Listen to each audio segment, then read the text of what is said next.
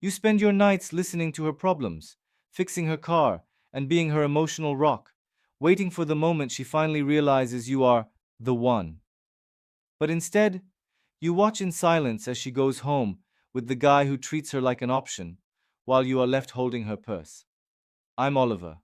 We are going to expose the comfortable lie of the nice guy and discover why finishing last isn't bad luck.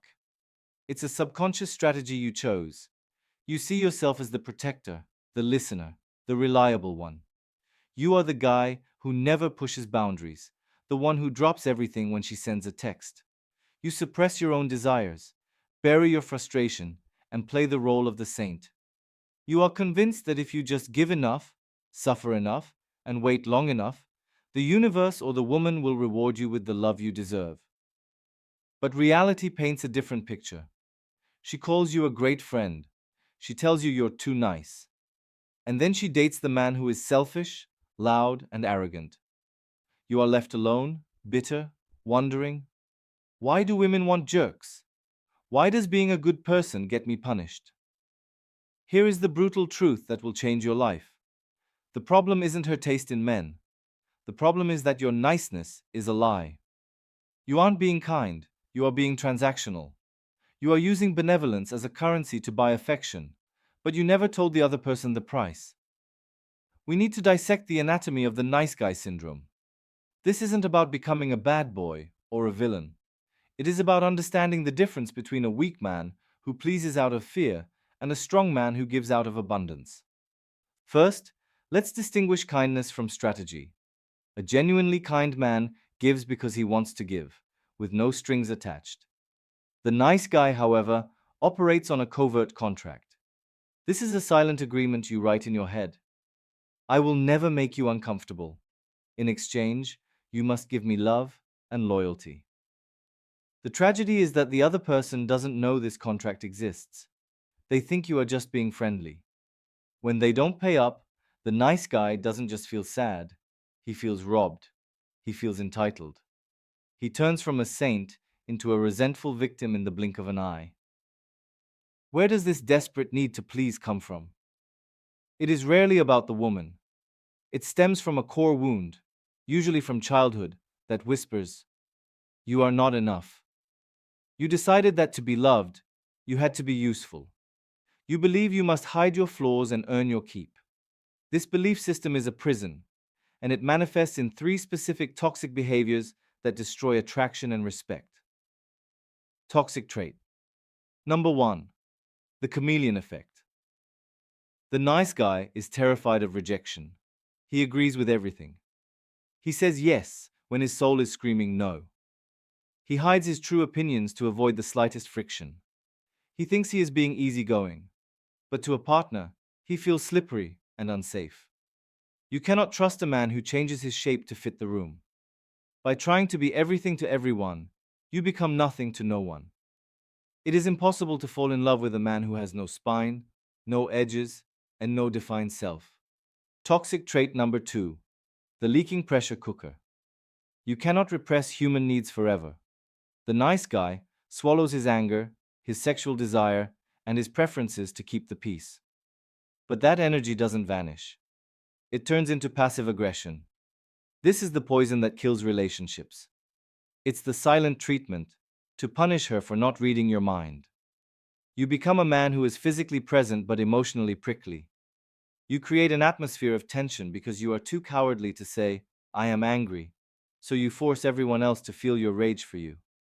Toxic trait number three, the martyr complex. The nice guy is the hero of his own tragedy.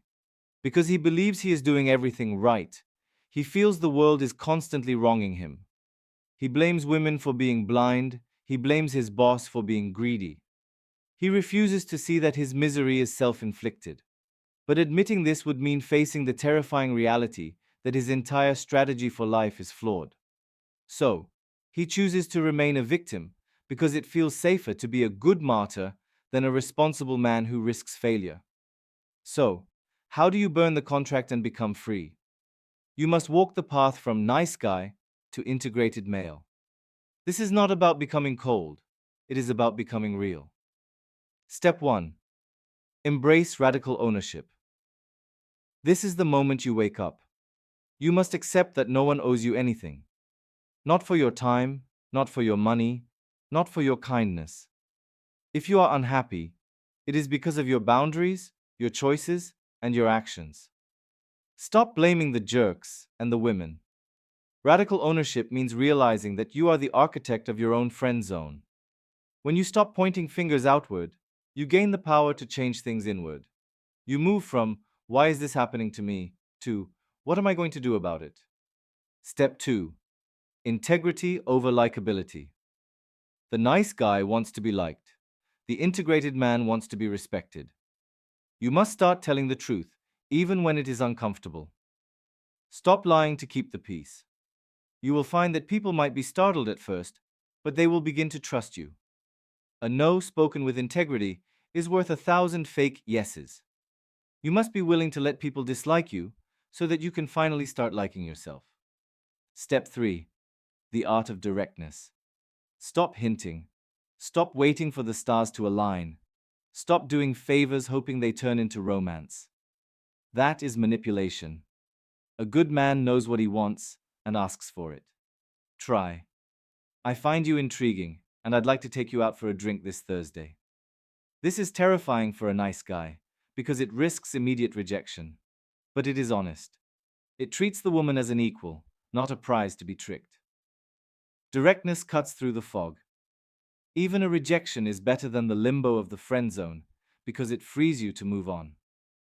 Step 4. Manufacture your own worth. The nice guy is an empty bucket looking for someone else to fill him up. He needs validation to survive. The integrated man is a fountain. He is already full.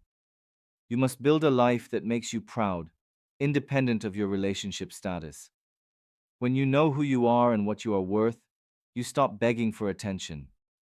You enter a relationship not as a starving beggar asking for bread, but as a king looking for a queen to share his empire. The opposite of a nice guy isn't a jerk. It is a man of substance, a man who is kind because he is strong, not because he is afraid. A man who has teeth but chooses not to bite. A man who can be tender, but is also capable of being dangerous if he needs to be. Stop trying to be nice. It is a mask that is suffocating you. Start trying to be real. The world has enough pleasers. What it is desperate for is men who tell the truth, own their desires, and run their own race. Are you ready to stop acting and start living? What is the one nice habit you are going to kill today? And if you are ready to reclaim your power, make sure you subscribe.